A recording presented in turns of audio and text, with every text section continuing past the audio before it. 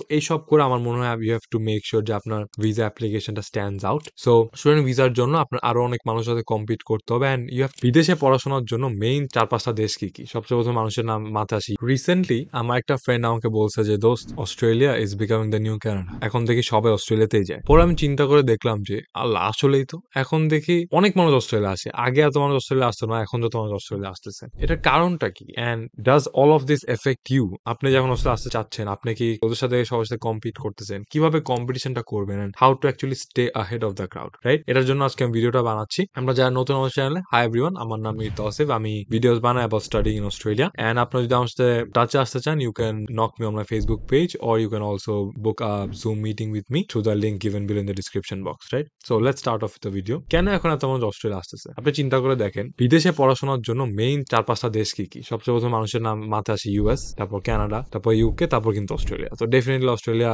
Top 4 এর মধ্যে easily আছে, রাইট? এখন as we know, in general আগের থেকে ইউএস এর in the long run green card পাওয়া বা পিআর যেটাকে বলে, এটা পাওয়া একটু difficult compare to any other country, যার কারণে অনেক মানুষ আগে অনেকে যাইতে চাইতো না। বাট তাও আগে যেহেতু অনেক ইন্টারন্যাশনাল স্টুডেন্ট ফ্রেন্ডলি ছিল এন্ড অনেক স্কলারশিপ অপরচুনিটিস ছিল, এজন্য মানুষ অনেক যাইতে চায়। বাট রিসেন্টলি আপনারা দেখছেন যে ইলেকশনে ট্রাম্প এখন ব্যাক আসছে এন্ড ট্রাম্প আইসা স্টুডেন্টদেরকে অনেক বেশি প্যারা দিচ্ছে, রাইট? ভিসা নিয়ে অনেক ঝামেলা করতেছে। এখন আমি যত মানুষকে শুনি যে ইউএস যাওয়ার চেষ্টা করছে, সবার দিকে ভিসা ধূপধাপ রিজেক্ট খাচ্ছে। নট অনলি দ্যাট, অনেক মানুষ আছে যাদের প্রোফাইল অনেক অনেক বেশি ভালো, ওরা পিএইচডি অফার পর্যন্ত আছে ইউএস থেকে, তাও ওদের ভিসা রিজেক্ট খাইছে। এন্ড এর জন্য এখন অনেক মানুষ ইউএসএ একদমই যেতে চাচ্ছে না এন্ড মানুষ অ্যাপ্লাই করতেছে না। মানুষ মানে অ্যাপ্লাই তো বাদ দেন, ইউএস কে নিয়ে রিসার্চও করতেছে না, রাইট? সো এটাই প্রুভ করে যে মানুষ ইউএস যাওয়া থেকে এখন সরে আসতেছে। ইউএস এর পরে কি দেশ আসে? We have Canada, right? তো কানাডাতে অবশ্যই পিআর অপরচুনিটিস অনেক ভালো compare to US. However recently আপনারা সবাই দেখছেন যে কানাডার ইকোনমি একটু বাজে অবস্থা যাচ্ছে। ইভেন দো আমার মনে হয় এটা একটা টেম্পোরারি জিনিস, eventually in the long run ইকোনমির অবস্থা একটু ঠিক হয়ে যাবে। বিকজ এখন not only Canada, to be completely honest, Australia বা পুরো দুনিয়াতে এখন একটু রিসেশন চলতেছে। বাট আই গেস এই রিসেশনটা কানাডাতে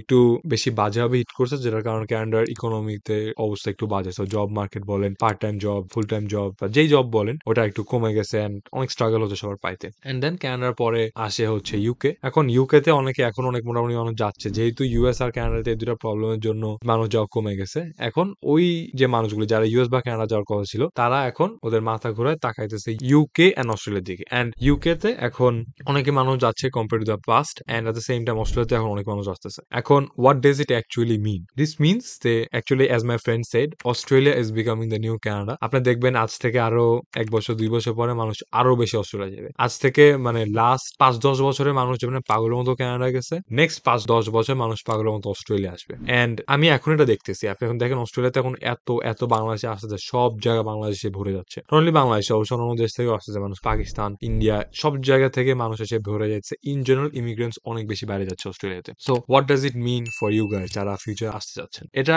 আমার মনে হয় একটু স্যাড জিনিস। স্যাড জিনিস কেন? দিস মিনস যে আপনার অনেক কম্পিটিশন ফেস করতে হবে অস্ট্রেলিয়া আসার জন্য, রাইট? বিকজ আপনি চিন্তা করেন 2023 এর প্রথম দিকে, 2023 প্রথম দিকে অস্ট্রেলিয়া কোভিড এর জন্য লাস্ট 2 বছর বন্ধ ছিল। 2020 থেকে 22 বন্ধ ছিল, কোনো স্টুডেন্ট নেয় নাই। 23 থেকে ওরা পাগলের মতো স্টুডেন্ট নিছে, অনেক অনেক ভিসা দিছে, অলমোস্ট সব স্টুডেন্টকে ভিসা দিয়ে দিছে, রাইট? এন্ড অবশ্যই তখন অ্যাপ্লিকেন্টস এত বেশি ছিল না যখন এখন 2025 এ বা নেক্সট যত হবে, 2026 এ যত হবে, 2027 এ যত হবে। তো এর জন্য 2023 বা 2024 এ যারা আসছে, তারা আরো অনেক মাচ ইজিলি ভিসা পাইছে। যেহেতু এখন এত বেশি মানুষ আসা বাইরে যাবে অস্ট্রেলিয়াতে, অস্ট্রেলিয়ার student visa processing will become much more competitive. So student ভিসার জন্য আপনার আরো অনেক মানুষের সাথে কম্পিট করতে হবে and you have to make sure যে আপনার অ্যাপ্লিকেশন অনেক ভালো and it stands out, right? Application stand out করাবেন কেমনে? অবশ্যই আপনার পুরা যে ভিসার যে অ্যাপ্লিকেশনটা, ভিসার প্রোফাইল, আপনার এক প্রোফাইল ঠিক করতে হবে, আরো বেটার করতে হবে, আরো ইমপ্রুভ করতে হবে। You have to make it competitive. এগুলো কেমনে করবেন? অবশ্যই ভালো একাডেমিক হিস্ট্রি দিয়ে। সো আপনার এসএসসি, এইচএসসি বা ও লেভেলস যত ভালো, তারপর আপনি যেহেতু একটা ভালো ডিগ্রি করতে জানা,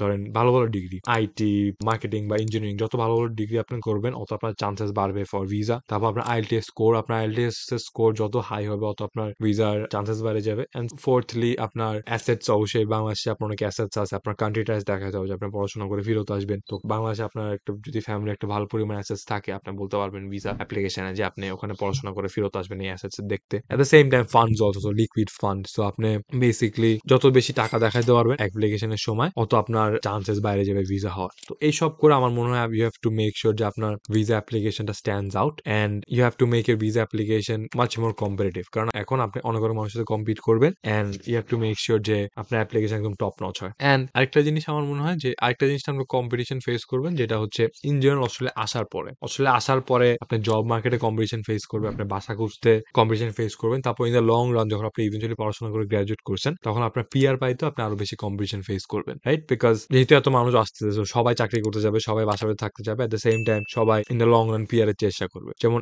এখনই অলরেডি যেমন আমি আমার ভিডিওসে অনেক মানুষকে বলি যে আপনার রিজিওনাল যাবেন, রিজিওনাল গিয়ে পড়াশোনা করে আপনার পিআর পাওয়ার চান্সেস বাইরে যায় in the long run. But এখন অস্ট্রেলিয়াতে যে অবস্থা, মানে কারেন্ট সিনারিও যদি আপনি দেখেন, অলরেডি অনেক বাংলাদেশি অনেক রিজিওনাল জায়গায় যাওয়া শুরু করে দিছে। অবশ্যই আমার video I am pretty sure has had a like good part to play in it, but not only from my videos, আরো ইন জেনারেল জায়গা থেকে আমাদের শুনছে যে রিজিওনাল জায়গা গেলে পিআর পাওয়া যায়। তারপর আমি একাই তো ভিডিও বানাই না, আপনার প্রবলি অনেক এরকম অনেক ইউটিউবারদের ভিডিও দেখেন, সবাই কম বেশি একই কথা বলে। আমি মানে হোক বাংলাদেশি, হোক ইন্ডিয়ান, হোক পাকিস্তানি, যেই দেশই হোক, সো এর জন্য সবাই এখন রিজিওনাল যাওয়া শুরু করতেছে। সো ওখানেও আপনি ইভেন লং কম্পিটিশন ফেস করবেন। এখন এই কম্পিটিশন গুলি থেকে আগায় থাকবেন কেমনে? অবশ্যই আপনি যত বেশি রিজিওনাল যাইতে পারেন অত ভালো, যত পারেন গ্রামে যান অস্ট্রেলিয়া, এন্ড যত পারেন ভালো সাবজেক্টে পড়াশোনা করেন। আপনি যদি অনেক ভালো সাবজেক্টে পড়াশোনা করেন, লেটস সে নার্সিং বা মেডিকেল বা আইটি ইঞ্জিনিয়ারিং, সব সাবজেক্টে আপনি পড়াশোনা করলে আপনার পিআর পাওয়ার চান্সটা অনেক হায়ার থাকে। So yes, this is true যে Australia is becoming the new Canada, but কিছু করার নাই, রাইট? আপনার এখন যেটা করতে হবে, আপনার তাও অস্ট্রেলিয়া আসতেই হবে, আইসে you need to compete with all of this people, and আপনার নিজের জায়গা আপনি নিজে বানিয়ে নিতে হবে। সো এই তো,